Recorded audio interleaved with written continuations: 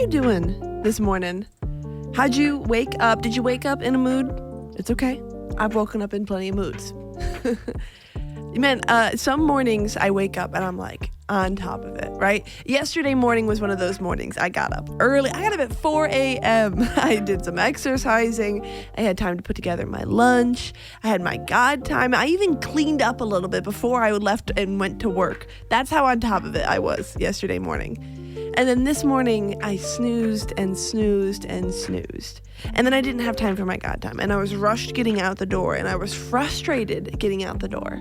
Have you ever had that happen? And maybe it wasn't like your morning routine. Maybe it was, a different thing. Maybe it's something that you're fighting, something you're trying to get rid of your life. And you're like, okay, I was doing great. And then I had a massive slip up.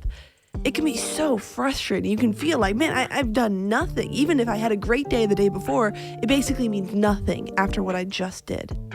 That, my friend, is a lie from the enemy.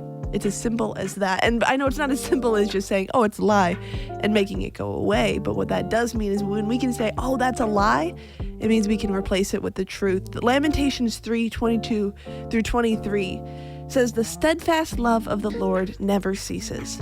His mercies never come to an end. They are new every morning.